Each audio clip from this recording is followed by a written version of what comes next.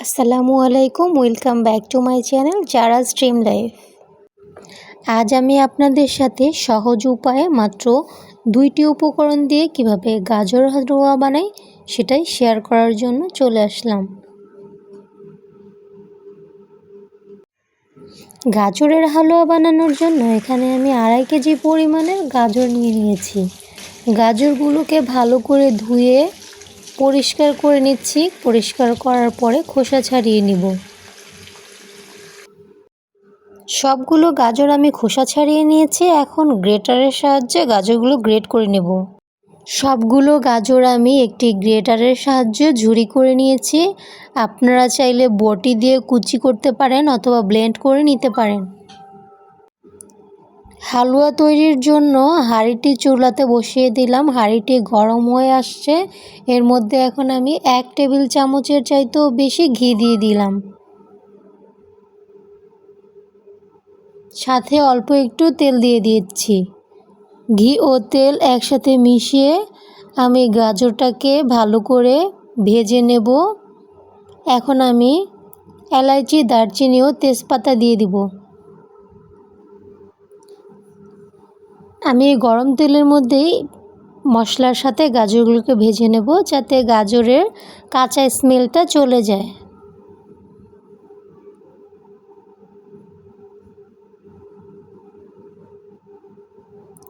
সবগুলো গাজর আমি এই গরম তেলের মধ্যেই দিয়ে দেব, তাহলে কাঁচা ফ্লেভারটা চলে যাবে। গাজরটাকে আমি ভালো করে নেড়ে চেড়ে ভেজে নিচ্ছি।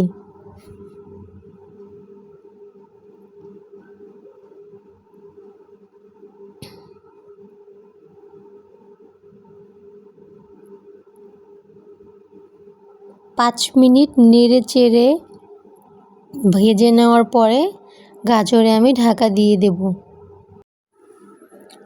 গাজরটাকে আমি ভালো করে ভেজে গাজরের এক্সট্রা পানিটা শুকিয়ে নিচ্ছি। ভালো করে গাজরটা ভেজে নিলে গাজরের কাঁচা স্মেলটা চলে যায়।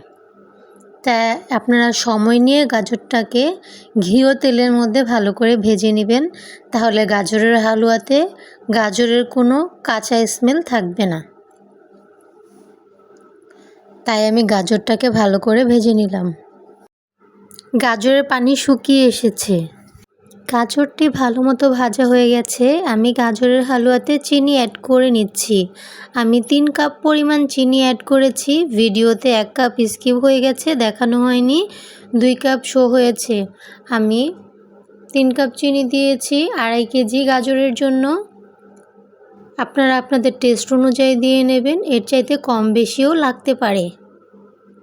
চিনি দিয়ে গাজরটাকে এখন ভালো করে ভেজে নিচ্ছি। চিনির থেকে এক্সট্রা যে পানিটা উঠবে সেই পানিটা ভালো করে নেড়ে চেড়ে ভেজে শুকিয়ে নিতে হবে। আমি গাজর 1 চিমটি লবণ দিয়ে দিলাম। আমি প্রতিটি মিষ্টি খাবারে একটু লবণ ব্যবহার করি। গাজরের হালুয়া আমি 10 মিনিট ঢাকা দিয়ে রেখে দিয়েছিলাম চিনি থেকে এক্সট্রা পানিটা ওঠার জন্য। 10 মিনিট পরে আমি ঢাকাটা তুলে নেড়ে দেখছি। এর মাঝে আমি 2-1 বার নেড়ে দিয়েছি।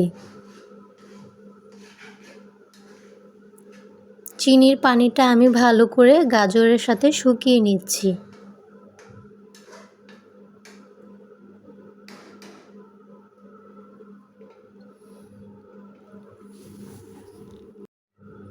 পাঁচ মিনিট পর আবার ঢাকা উঠিয়ে দেখছি হালুয়াটা কত দূর হয়েছে। চিনির পানিটা শুকিয়ে এসেছে। এখন গাজরের হালুয়া অনবরত নাড়তে হবে, নয়তো তলানিতে লেগে যেতে পারে। এই সময়ে খুন্তি বারবার নাড়াতে হবে, নয়তো হালুয়া পুড়ে যাওয়ার সম্ভাবনা রয়েছে।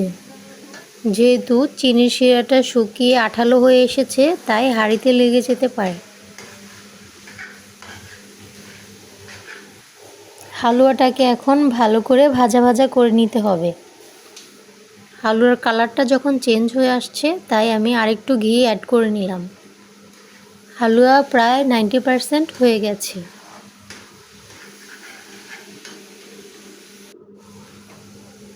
হালুয়া হয়ে গেছে। এখন ভালো করে নেড়ে চেড়ে সার্ভ করে নেব। 2-1 মিনিট ভালো করে নেড়ে চেড়ে নিচ্ছি। এখনই হালুয়াটা সার্ভ করব। হালুয়াটি আমি বাটার পেপারে একটি ডালার মধ্যে সেট করে নিচ্ছি। গাজরের হালুয়াগুলো আমি এখন বাদাম কুচি ও কিশমিশ দিয়ে গার্নিশ করে নিচ্ছি। ঠান্ডা হওয়ার পর এটা আমি বরফি আকারে কেটে নেব। এতক্ষণ পাশে থাকার জন্য ধন্যবাদ। আসসালামু আলাইকুম, আল্লাহ হাফেজ। আপনারা অবশ্যই বাড়িতে এই হালুয়াটি ট্রাই করে দেখবেন, খুবই সহজে এটি তৈরি করা যায়।